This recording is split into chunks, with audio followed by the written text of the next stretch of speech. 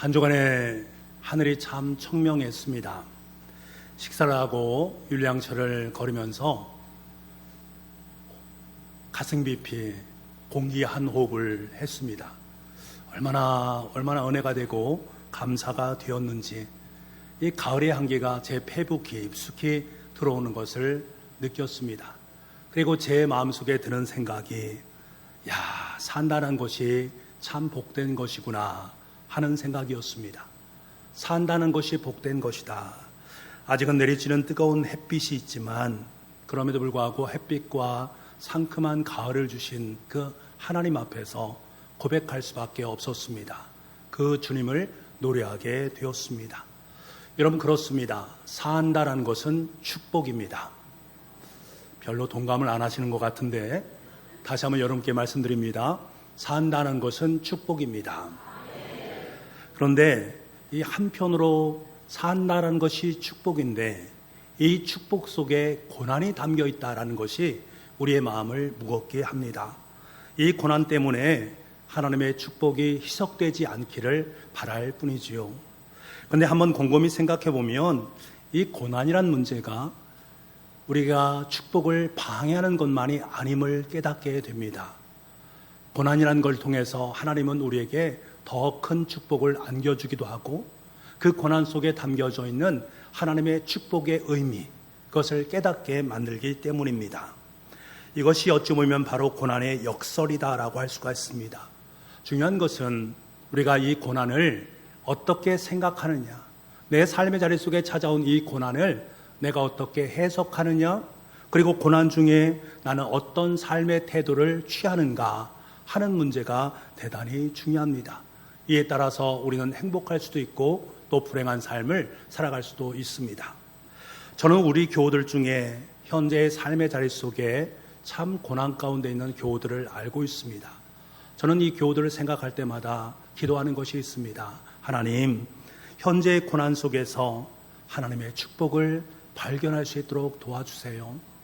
하나님, 이 고난의 건너편에서 지금도 여전히 우리를 위해서 일하시고 있는 하나님의 은혜를 발견할 수 있게 해주세요. 고난 중에도 하나님의 사람이다라는 확신을 품을 수 있게 해주세요. 그렇게 간절히 기도하고 있습니다. 행여 여러분 중에 고난이 너무나 무겁고 힘겨운데 이 고난 한가운데서 하나님의 도움을 구하고 있는데 하나님이 아무런 응답이 없는 것처럼 여겨질 때, 하나님이 부재한 것처럼 여겨질 때 마음의 속상함을 경험하시는 분이 계십니까? 하나님께 버림받는 것 같고 징계를 받는 것 같은 심적 고통을 느끼는 분이 계십니까? 여러분, 이것은 감정의 속임수입니다. 사단은 이것을 굉장히 교묘하게 잘 이용을 합니다. 우리가 고난 한가운데 있을 때에 확신해야 되는 것이 있습니다. 하나님은 당신을 의지하는 우리 성도들을 결단코 버리지 않으신다라는 믿음입니다. 여러분의 삶 속에 이 믿음이 있기를 원합니다. 하나님, 우리의 모든 기도를 들으십니다. 전지전능하신 하나님은 우리의 모든 것을 아시고 하나님의 놀라운 비밀의 역사로 함께해 주십니다. 이 사실을 우리가 깨닫는다면 지금 현재 내 삶 속에 고난이란 문제가 찾아왔을 때 내가 이 고난을 어떻게 이겨낼까 하는 마음이 내 삶 속에 찾아왔을 때 우리는 하나님을 바라보고 하나님께 더욱더 기도할 수 있습니다. 오늘 본문에 보게 되면 선지학교에 입학했던, 그래서 입학하기 위해서 입학을 해서 공부하였던 한 제자가 그만 아내와 두 아들을 남겨놓고 죽음을 맞이하는 것입니다. 홀로 남겨진 부인은 두 아들과 함께 삶을 살아가는데 그 삶이 쉬운 삶이겠습니까? 빛을 져가며 삶을 살게 됩니다. 이 제자는 주님을 경외하며 살았던 사람입니다. 엘리사와도 가까웠던 친분이 있었고 엘리사가 인정하는 하나님을 경외하는 사람이었습니다. 그런데 갑작스런 죽음으로 말미암아 안타까운 상황이 그의 삶 속에 임하게 된 것입니다. 남겨진 가족들은 빛으로 살아가게 되고 이 빛을 갚지 못한다면 이 빛을 갚으라라고 빚쟁이들은 계속해서 독촉을 하게 됩니다. 만약 빚을 갚지 못한다면 두 아들을 노예로 삼아버리겠다라고 겁박을 하는 상황 속에 있습니다. 하지만 돈이 있어야지요. 그래 빚을 갚을 텐데 지금 그녀에게는 아무것도 없습니다. 남편이 죽은 것도 괴롭고 힘든 일인데 남겨진 빚으로 말미암아 두 아들을 빼앗기게 되는 상황 속에 놓여 있으니 해결할 수 없는 문제 앞에 선 엄청나게 비참한 인생, 그의 모습이 바로 그 가족의 모습입니다. 여러분, 우리도 때로는 해결할 수 없는 문제 앞에 설 때가 있습니다. 그때 우리는 좌절하고 낭망을 합니다. 문제를 해결할 묘책이 있으면 참 좋을 터인데, 그래서 동분서주로 그 묘책을 찾아 떠나지 않습니까? 이 문제는 반드시 해결이 되긴 돼야 되는데 방법을 찾을 길이 없음으로 말미암아 전전긍긍하는 모습을 우리는 보곤 합니다. 그런데 여러분, 오늘 본문은 이런 어려운 문제를 가운데 서 있는 우리 성도들의 삶의 자리 속에 하나님께서 매우 단순하면서도 힘있는 영적인 원리를 우리에게 일깨워 주고 있습니다. 매우 단순하면서도 매우 실제적이고 매우 구체적인 문제 해결의 영적 원리를 우리에게 말씀해 주고 있습니다. 여러분의 삶 속에 행여나 해결할 수 없는 문제 앞에 서 있는 여러분이라면 오늘 주님께서 여러분 가운데 들려주시는 주님의 음성을 들을 수 있는 은총이 있기를 간절히 소망합니다. 먼저 제자의 아내는 자신의 문제를 가지고 하나님의 사람을 찾아가서 그에게 고하고 그에게 부르짖었다라는 사실에 우리는 주목을 해야 됩니다. 선자가 되겠다라고 선지학교에 입학한 남편이 죽고 빚으로 두 아들을 빼앗길 상황 속에 놓여있는 이 여인에게 과연 어떠한 해결책이 있을까? 아마 이런 해결책을 찾을 수도 있습니다. 세상을 원망하고 비판하면서 그래, 이 세상 살아서 무엇하겠는가 하면서 죽음의 길로 나아가는 분도 있을 수 있습니다. 악을 쓰며 죽어도 빚을 못 갚겠다고 배짱을 부릴 수도 있습니다. 아들들을 데리고 야반 도주하여서 어디론가 숨어버릴 수도 있습니다. 이러한 삶의 태도를 취할 수 있습니다만 이 여인은 하나님의 사람 엘리사를 찾아갔습니다. 엘리사는 그 당시 하나님의 능력을 소유했던, 그리고 하나님의 사람의 귀한 역할을 감당했던 위대한 하나님의 종이었습니다. 여기서 그녀가 엘리사를 찾아간 것은 사람의 방법을 찾은 것이 아니라 하나님의 방법을 찾았다라는 것을 의미하는 것입니다. 다시 말하면 하나님이 가지고 계신 계획이 무엇인가, 하나님의 방법이 무엇인가, 지금 하나님 앞에 묻고자 하나님의 사람에게 찾아간 것입니다. 여러분, 이것이 바로 기도입니다.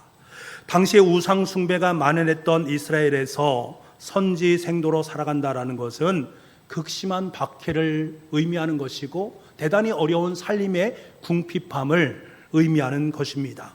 제자의 아내가 자신의 남편을 가리켜서 여호와를 경외하는 사람이었다라고 말한다면 그 가정의 분위기를 우리는 어느 정도 느낄 수가 있습니다. 이들은 어렵고 힘든 가운데서도 믿음을 당당하게 지켜냈던 아름다운 가정이요 부부였습니다. 이러한 부분이 우리의 마음을 몹시 어렵게 만듭니다. 불편하게 만듭니다. 주님을 경외하고 주님과 함께 했던 가정이 어떻게 이렇게 어려운 상황 속에 놓이게 되었단 말인가? 왜 그 가정 속에 하나님께서는 아무런 응답도 하지 않은 것인가? 시편 기자는 분명하게 나는 의인이 버림을 당하거나 그의 자손이 걸식함을 보지 못하였노라 라고 선언했는데, 지금 그 가정에 속한 모든 사람들이 힘듦과 어려움 가운데 있는데 하나님의 손이 짧으신 것인가? 하나님의 은혜가 이제 끝나버린 것인가? 라고 생각할 수 있습니다. 이것이 몹시 우리를 혼란스럽게 하고 우리를 불편하게 만듭니다. 당시 이스라엘은 온 나라가 우상을 숭배했던 시대였습니다. 바알의 이름을 부르면서 경제적 풍요를 기원했고 하나님의 말씀이 철저하게 외면을 당하는 시대였습니다. 하나님 말씀 뭐라고 말씀하십니까?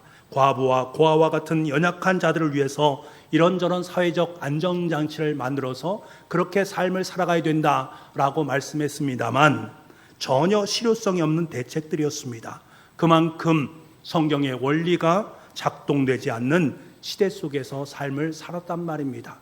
이러한 상황 속에서 여인은 쓰러지지 아니하고 절망하고 좌절하지 아니하고 하나님의 사람, 즉 하나님을 찾아간 것입니다. 그리고 자신의 상황을 소상하게 아뢰고 의지합니다. 의뢰합니다. 여러분, 이것이 바로 기도입니다. 어찌 보면 우리는 이렇게 쉽게 말할 수 있습니다. 목사님, 너무나 당연한 것 아닙니까? 내 삶 속에 어려움이 찾아오면 하나님을 찾아가서 기도하고 하나님께 뜻을 구하는 것 너무나 당연한 것 아니겠습니까? 라고 쉽게 이야기할 수 있습니다. 하지만 여러분, 쉬운 문제가 아니다라는 것이요. 여러분, 솔직히 여러분의 삶의 자리 속에 우리의 기도의 모습을 한번 살펴보시기 바랍니다. 내가 하나님 앞에 얼마만큼 어떠한 모습으로 기도를 했는지 한번 살펴보시기 바랍니다. 주님, 우리에게 쉬지 말고 기도하라 라고 말씀하시지만 실상 우리는 기도를 쉬는 날들이 참 많았습니다. 기도를 쉴 때의 모습을 보게 되면 주로 어느 때입니까? 내 일상 속에 평안함이 찾아왔을 때, 내 삶 속에 아무런 일이 벌어지지 않을 때 우리는 때로는 기도를 멈추는 우리의 모습을 보게 됩니다. 그런데 갑자기 우리의 삶 속에 예기치 않은 문제가 찾아오게 됩니다. 그러면 헐레벌떡 하나님 앞에 나와서 다시금 하나님께 기도하면서 하나님에게 의뢰하는 우리의 모습을 보게 됩니다. 평소에 운동을 해보신 분은 잘 알겠습니다만 운동을 하지 않다가 운동을 하게 되면 담이 걸리기도 하고 알이 배기도 합니다. 마찬가지로 문제 해결을 위해서 갑작스럽게 하나님 앞에 나가 기도하게 되어지면 그 기도는 온전한 기도가 되기가 쉽지 않다라는 사실입니다. 기도도 일상 속에서, 그리고 내 삶 속에 어려움이 있을 때, 내 삶 속에 평안할 때, 그 모든 기도가 아름답게 축적되어질 때 그것이 우리의 삶 속에 능력이 되고 힘이 되는 것입니다. 여러분, 기도는 평안할 때는 물론이고 어려운 일을 만날 때에도 여일하게 하나님 앞에 나아가는 것입니다. 그럴 때 기도의 내공이 쌓이게 되고 어떤 삶의 어려움의 문제가 우리 가운데 있다 할지라도 넉넉히 그 모든 것을 뚫고 나아갈 수 있습니다. 그럼에도 불구하고 여러분, 해결할 수 없는 삶의 문제 앞에 섰을 때 우리가 하나님을 의식하고 하나님께 나아가서 기도하는 것이 은혜입니다. 삶의 문제 앞에 섰을 때에 여러분, 다윗의 고백을 꼭 떠올려 보시기 바랍니다. 다윗이 뭐라고 고백하는가? 환난 날에 나를 부르라, 내가 너를 건지리라. 환난 날에 나를 부르라, 내가 너를 건지리라. 이 말씀이 여러분의 실상이 될 수 있기를 간절히 소망을 합니다. 오늘 본문의 여인이요, 엘리사에게 찾아가서 자신의 상황을 소상하게 말씀드리면서 하나님께 부르짖는 그녀의 모습을 우리는 보게 됩니다. 여러분, 고난 중에 주님을 믿고 주님께로 나아가서 주님의 앞에 문제 해결을 받는 것, 이것이 바로 기도입니다. 탄식의 기도로 주님 앞에 마음을 쏟아놓고 기도할 수 있는 우리가 될 수 있기를 원합니다. 그럴 때 우리는 하나님의 시간표를 만날 수 있게 되는 것입니다. 인내하면서 하나님의 뜻을 깨닫게 되는 것입니다. 그리고 우리는 기도에 응답하시는 하나님으로 말미암아서 그 고난 중에도 하나님을 기뻐하고 하나님께 노래하며 나아갈 수 있는 은혜의 사람으로 세워질 수 있는 것입니다. 이것이 바로 고난 속에서 우리에게 허락하시는 하늘의 축복입니다. 더 나아가서 이 여인은 하나님의 사람이 하라는 대로 순종했다라는 것에 우리는 주목을 해야 됩니다. 우리 2절 말씀을 같이 한번 읽어보겠습니다. 2절 말씀입니다. 시작. 그에게 이르되 내가 너를 위하여 어떻게 하랴? 내 집에 무엇이 있는지 내게 말하라. 그가 이르되 계집종의 집에 기름 한 그릇 외에는 아무것도 없나이다 하니, 엘리사는 문제를 가져온 제자 아내에게 질문합니다. 내가 너를 위해서 어떻게 하랴? 내 집에 있는 것이 무엇이냐? 내게 말하라. 엘리사가 그녀가 소유한 것이 무엇이냐라고 묻습니다. 여러분, 성경의 기적은 대부분 그들이 가지고 있는 그것을 가지고 역사하신다라는 사실입니다. 엘리야도 사렙자 과부의 밀가루와 기름을 통해서 기적을 일으키지 않았습니까? 예수님께서 혼인잔치에서 물이라는 것을 가지고 포도주로 만드시지 않았습니까? 베스다 광야에서는 5,000명을 먹이실 때에 오병이어 그들이 가지고 있는 그것을 가지고 기적의 놀라운 역사를 이루셨습니다. 하나님은 이미 있는 것으로 우리의 문제를 풀어가십니다. 여인이 집에 가지고 있는 전 재산은 무엇입니까? 고작 기름 한 병이었습니다. 기름 한 병 외에 그가 가지고 있는 것은 아무것도 없습니다. 정말 가난한 가정 아니겠습니까? 상가난이라고 말할 수 있습니다. 제사니 고작 기름 한 병 그것이 전부입니다. 하지만 하나님께서는 그 기름 한 병으로 역사하기 시작합니다. 여러분, 중요한 것은 그 다음 문제입니다. 우리가 3절과 4절 말씀을 같이 한번 읽어보겠습니다. 그 다음 중요한 것이 우리에게 있습니다. 3절과 4절입니다. 시작. 이르되 너는 밖에 나가서 모든 이웃에게 그릇을 빌리라. 비린 그릇을 빌리되 조금 빌리지 말고 너는 내 두 아들과 함께 들어가서 문을 닫고 그 모든 그릇에 기름을 부어서 차는 대로 옮겨 놓으라 하니라. 여러분, 이 여인은 엘리사의 말에 전적으로 순종을 합니다. 한번 생각해 보십시오. 지금 이 여인은 감당할 수 없는 빚을 지고 있는 가운데 있습니다. 빚으로 말미암아 두 아들을 노예로 팔려갈 수밖에 없는 상황 속에 놓여 있습니다. 그녀가 가지고 있는 것은 고작 기름 한 병 외엔 가지고 있는 것이 없습니다. 이 상황 속에서 여인이 엘리사에게 간구해야 되는 것은 무엇입니까? 당연히 깊을 빚을 갚을 수 있는 돈, 이 돈 문제를 좀 해결해 주십시오. 아니면 선자의 권유로 채주에게 두 아들이 종으로 팔려가는 것만 좀 막아주십시오. 이것만 좀 막아주셔도 되겠습니다 라고 이야기를 해야 되지 않겠습니까? 그런데 엘리사는 엉뚱하게 모든 이웃에게 그릇들을 최대한 많이 빌려오라. 그리고 집에 가지고 가서 그 기름을 그 모든 그릇에, 집에 있는 기름을 가지고 모든 그릇에 그것을 옮겨 놓으라 라고 말을 하니 얼마나 엉을토당토한 이야기를 지금 하고 있는 것입니까? 여러분이 지금 이야기를 했다라고 생각해 보십시오. 말도 안 되는 이야기라고 이야기하지 않겠습니까? 하지만 여러분, 놀라운 것은 이 여인은 엘리사의 말에 한마디 대꾸도 하지 아니하고 그 말에 순종하고 있는 모습을 봅니다. 가라 하니 갑니다. 빌리라고 하니 빌립니다. 두 아들과 함께 들어가라 하니 들어갑니다. 문을 닫으라 해서 문을 닫습니다. 부어라 해서 부었습니다. 가득 찰 때까지 하라 해서 가득 찰 때까지 했습니다. 제자의 아내도 적극적으로 엘리사의 명령에 순종할 뿐만 아니라 아들들도 적극적으로 엘리사의 말에 순종하고 있습니다. 한 그릇을 채우니 두 그릇을 채우고 세 그릇을 채우고 계속해서 순종하고 있는 그들의 모습을 우리는 만나게 됩니다. 그 결과 어떤 일이 벌어지게 됩니까? 6절 말씀에 보면 신기한 사건이 벌어지게 됩니다. 기름이 준비된 그릇마다 가득 차게 되고 더 이상 준비된 그릇이 없게 되자 기름이 멈추는 것을 보게 됩니다. 그리고 7절에 보면 그 기름을 팔아 빚을 갚고 남은 것으로 자녀들과 함께 생활할 수 있게 되었다라고 말씀을 하고 있습니다. 얼마나 놀라운 은혜입니까? 여러분, 그런데 여기서 빚을 갚는다라는 이 말이 얼마나 중요한 말인가 하는 것을 우리는 알아야 됩니다. 원래 이 말은 히브리어로 샬람이란 말을 사용하는데 완전하고 조화로운 상태로의 회복을 의미하는 말입니다.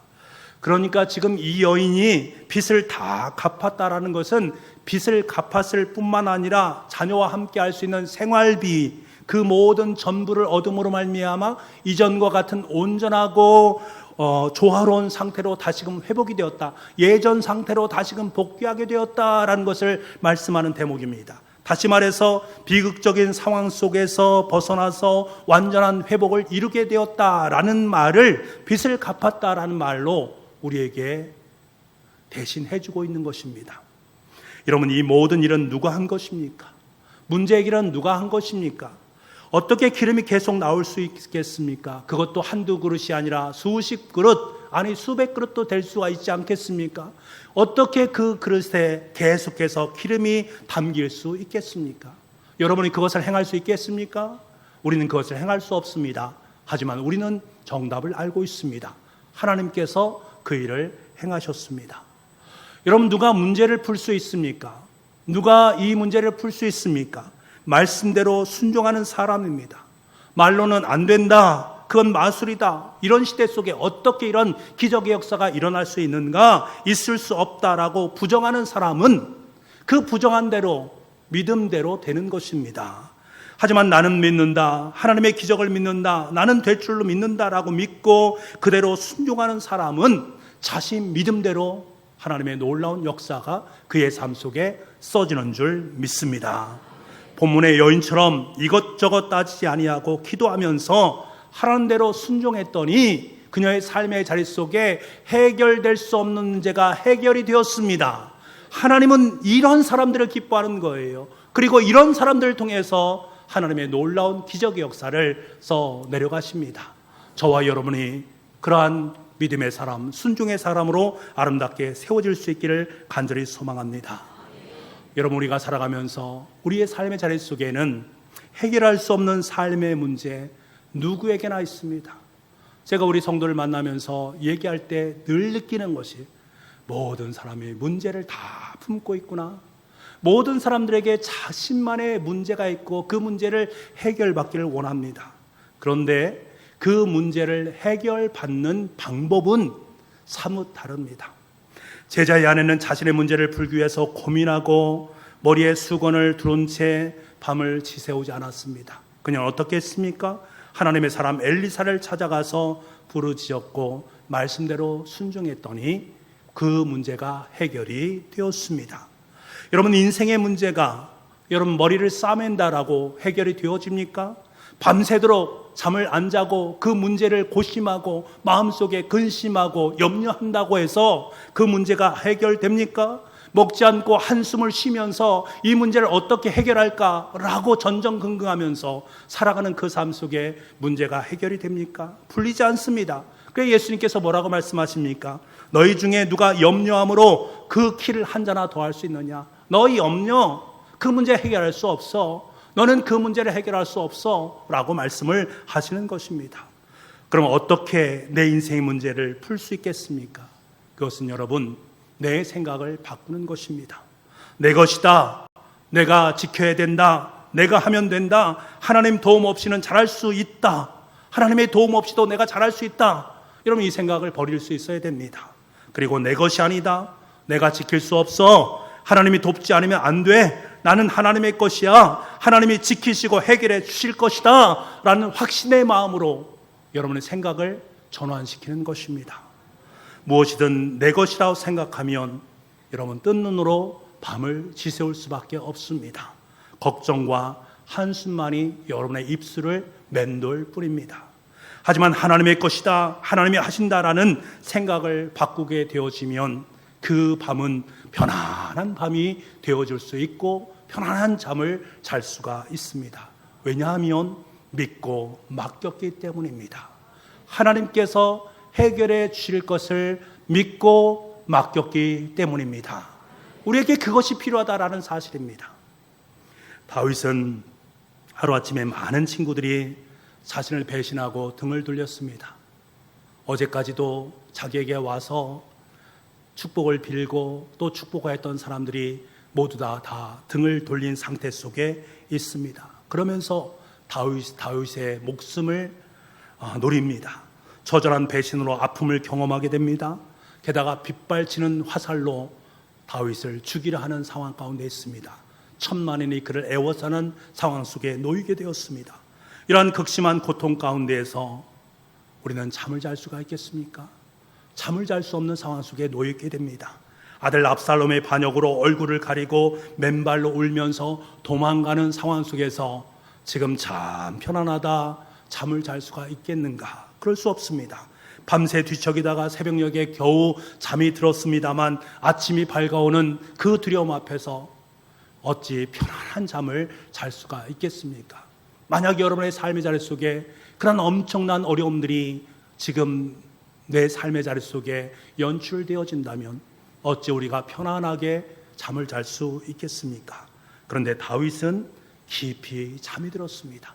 그가 그렇게 할 수 있었던 그 원인이 어디에 있는가? 그의 고백의 소리를 한번 들어보시기 바랍니다. 시편 3편 5절과 6절 말씀입니다. 같이 한번 읽어보겠습니다. 시작. 내가 누워 자고 깨었으니 여호와께서 나를 붙드심이로다. 천만인이 나를 애워싸 진친다하여도 나는 두려워하지 아니하리이다. 여러분, 얼마나 담대한 고백입니까? 어떻게 이것이 가능할까요?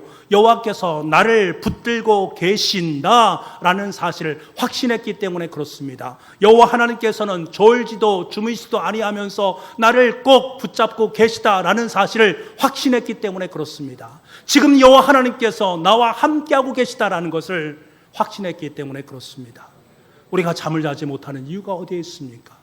우리가 왜 삶의 자리 속에 고난과 역경, 해결할 수 없는 문제 앞에서 전전긍긍하는 삶을 살아가는 것입니까? 지금 내 옆에 계신 주님, 그분이 지금 나를 붙잡고 내 삶의 자리 속에 지금도 여전히 문제를 해결하고 계시는 일하심의 하나님을 내 삶 속에 경험하지 못하기 때문입니다. 찬송가 370장 2절을 보게 되면 이런 가사가 있습니다. 얼마나 은혜가 되는지 모릅니다. 그 두려움이 변하여 내 기도 되었고, 두려움이 변해서 내 기도가 되었고, 여러분의 찬송이 되길 원합니다. 전날의 한숨 변해서 내 노래가 되었네. 전날의 한숨이 여러분의 노래가 될 수 있기를 원합니다.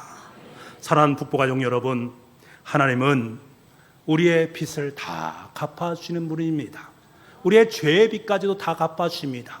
세상 사람들은 우리의 죄의 빚을 갚아줄 수 없습니다만 하나님은 우리의 모든 죄의 빚까지 다 갚아주셨습니다. 자기 아들을 보내셔서 그 아들을 십자가에 못 박으시면서 대신 우리를 살려주셨습니다. 그로 인해 우리의 영혼의 속전이 되셨고 우리 인생의 1만 달란트라는 엄청난 빚을 완벽하게 해결해 주셨습니다. 감당할 수 없는 깊은 절망 속 남은 희망마저 차압당해서 두 아들을 종으로 내줘야 하는 가난한 제자의 아내에게 내가 너를 위해서 어떻게 하랴 라고 말씀하시면서 그가 손에 들고 있는 기름 한 병, 그 기름을 하나님의 놀라운 기적의 역사로 도구로 사용하셔서 하나님의 엄청난 역사를 그의 삶 속에, 그의 현장 속에 펼쳐 놓아 주셨습니다. 그분이 바로 하나님이십니다. 여러분, 우리가 해결할 수 없는 삶의 문제 앞에 섰을 때 우리가 주님께로 나아갈 수 있는 은혜가 있기를 원합니다.